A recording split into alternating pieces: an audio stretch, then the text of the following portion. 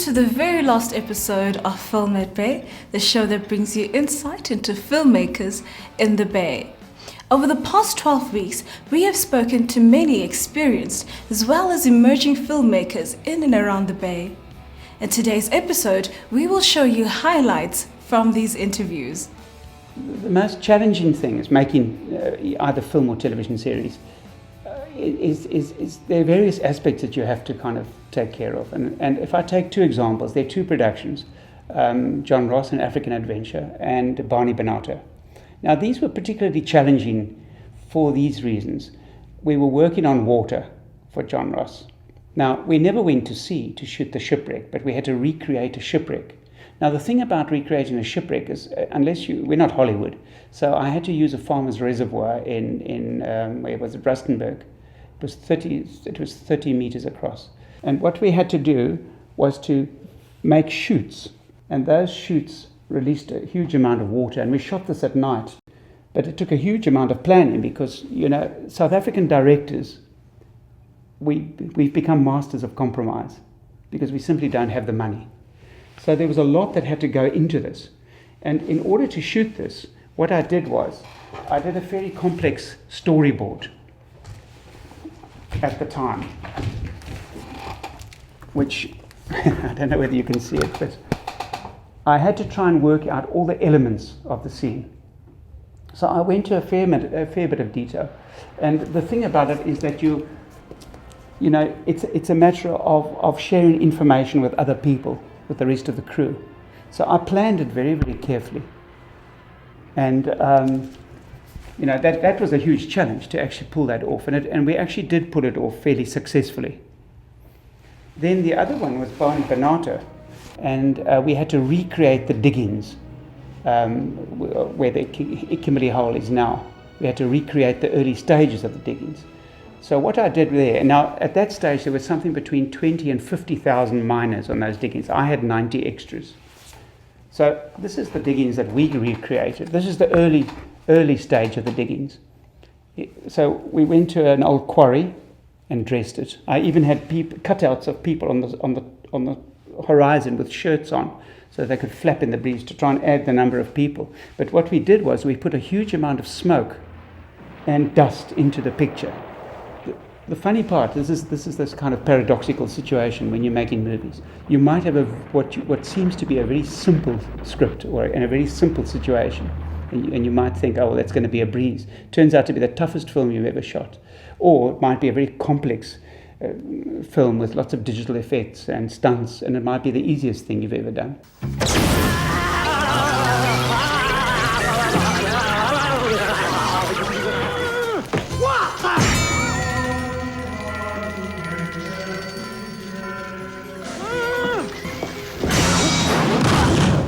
What advice would you give to budding filmmakers who would like to break into the filming industry? First of all, you must have a passion for movies, and you have to be tenacious. You've got to be absolutely determined to succeed. But above all, you need this. This represents ideas. You have to have brilliant ideas. The whole thing is to come up with a very unique, original, arresting idea. Write a script. Shoot many, many movies, short films, show them to an audience, get a feedback. Some of the most famous filmmakers in the world, like Quentin Tarantino, he worked in a video store for 5 years, and he was so knowledgeable about film, hugely knowledgeable. Other guys like Robert Rodriguez, who made El Mariachi, he took part in some medical experiments, so he raised part of his $7,000 budget from doing medical experiments, and that's how he made his first movie, El Mariachi, which went on to do exceptionally well. And he then made Spy Kids, which made $100 million. The thing is to have a passion for it. So the script is the single most important thing. Really, really good script. A story that's worth telling. A spark of reason to be made. You've got a really good script. Good characters, original characters. Watch people around you, read the newspapers. Build up a whole portfolio of ideas that you can use. Show your movies to people. look at paintings, look at films, watch DVDs. You just have to work at it constantly, and it takes a lot of study, and you've just got to be single-minded about it. It's as simple as that. But you learn from experience. You just must make lots of movies. Dieter, can you please explain to us what the work that you're doing with 3D animations?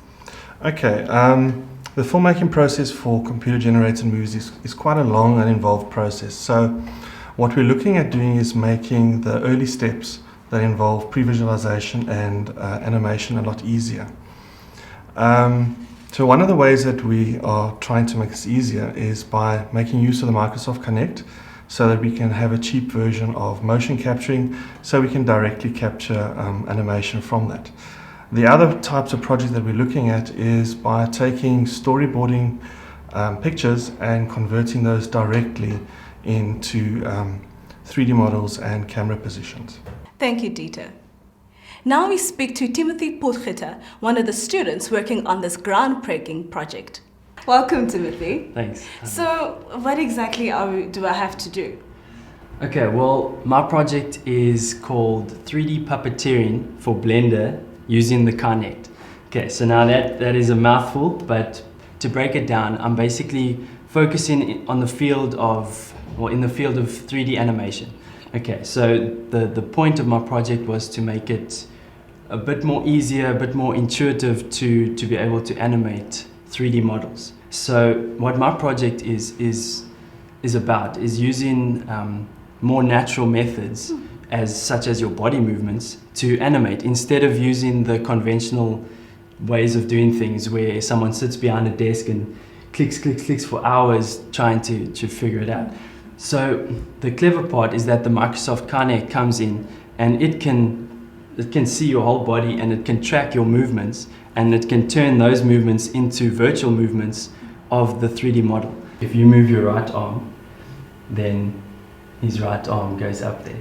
And if you move your left arm, then your left arm goes up. So you can kind of do all sorts of movements, and Jim the Gingerbread Man will track your so movements. It's Jim. Yeah, I call him Jim.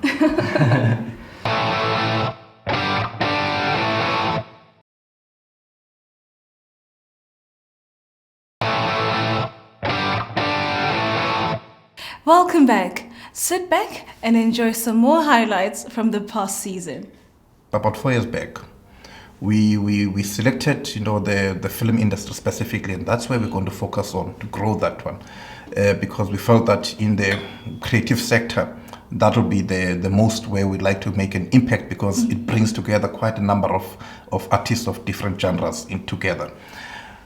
And what we then did is we commissioned a study and said, what is it that we need to be doing to ensure that our city is able, to maximize its potential as a film destination? A number of things were brought to us, that we needed to do.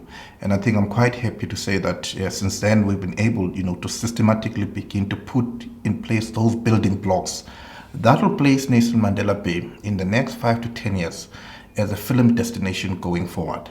That would, would likely to see more, film adverts shot here, films shot here, by locals and people coming, from outside of that. Some of the things that we've then done is we've agreed that infrastructure will be key on one hand, but I think it also dealt with some of the softer but critical elements of the industry. The policy environment, we've now put in a film policy. We've also, we're concluding a film bylaw, so that anyone that wants to come into the city or in the city wants to do film, he knows, what is the regulatory environment. So all those things are in place. We've done that one. You'd also, be aware that the city, the Bay TV is an initiative of the city, because we felt that when all goes well, our own artists, needs to expose themselves in their own environment. Now, we've got a history in this environment. If you look in the South African landscape, the actors, filmmakers, where do they come from? They come right from the city. But, they've made it in Johannesburg because Joburg has the industry. And what we're doing is to begin to build that. And we felt that local television, station will be critical. So the city has gone ahead and put 4 million rands up front, to assist that, to ensure that there's a platform for our local, talent to expose themselves.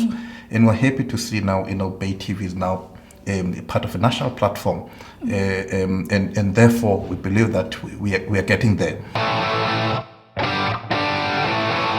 What advice would you give an emerging producer, someone who wants to start up in the industry and produce? Well, I would assume that he has spent a lot of time in watching movies, because that's the first prize. I was fortunate enough that in the little town where I grew up in the Free State, we had a 35mm projector, so I was watching movies from the age of, I think, of 10. Every Saturday we'd watch a movie. And then obviously you must have tenacity, because the buck stops at the producer's desk all the time. Everybody looks at the producer, making sure the money's there, the contracts are signed, and everything is in place.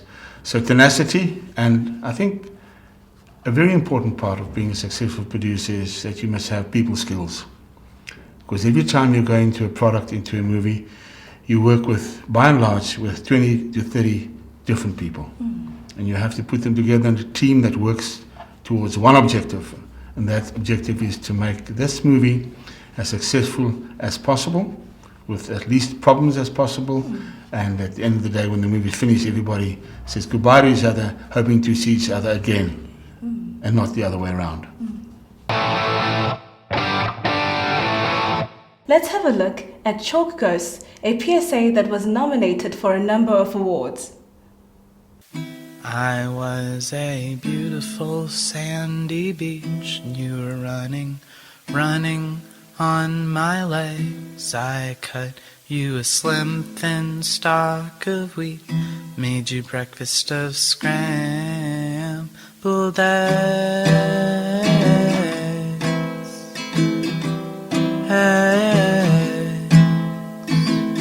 But are you listening now? Are we closer, closer, closer?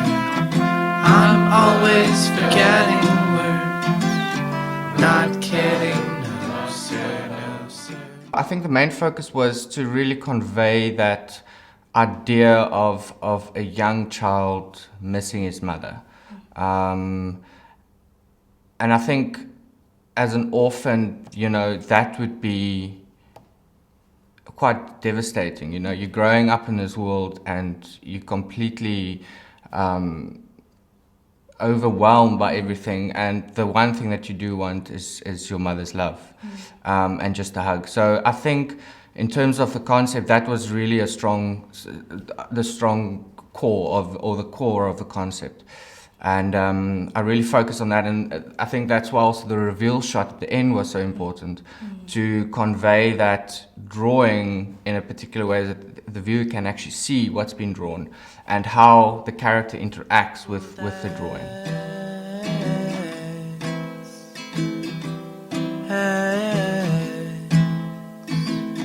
But are you listening now? Are we closer, closer, closer? I'm always forgetting words. Not kidding. Now, the exciting thing about this is that you guys have been nominated. You guys were nominated, at least, for the MTN Tag Awards. 5 categories that you were nominated in, and you guys came third. Just tell us about the categories and what exactly happened in the awards. Cool. We got nominated. I entered it into the professional category, and there were 173 entries. So we got nominated for best score, best cinematography, best direction, best overall concept, and best overall PSA. A bit bummed that I didn't win at least one award, but that's the way it goes. Okay, the score for your PSA, who arranged the score for you? I was on Vimeo, and they have a music section there, and I was just scrolling through some music, just playing some music, heard that particular song, loved it, thought it works fantastic, and I emailed the guy. His name is Russ Woods. He's in Detroit in the US. Emailed him, say, listen, man, I'm doing this VUCA. Here's a sample. I want to use your music. Is it cool with you? And he loved the film, loved the concept. I think he was more impressed that someone from Africa contacted him, Yeah. But yeah, he gave us permission to use the song, and I think the song worked very, very well. After the break, we show you a student film from the media workshop that was voted by our facilitators the most creative and innovative. Stay tuned.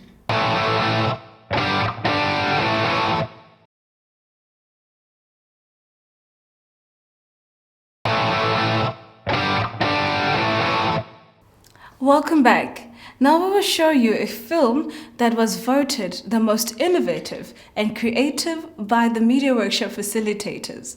This film was directed, produced, and scripted by Thobeka Kenene.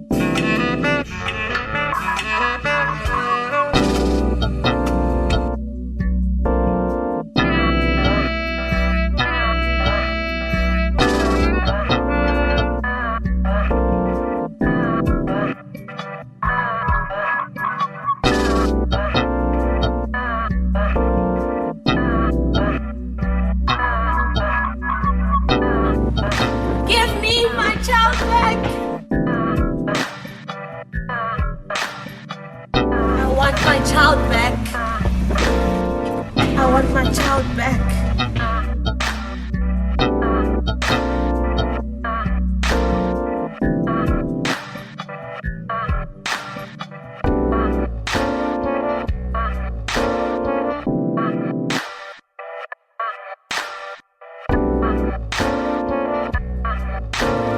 You are free now, my child. You're free now, my child.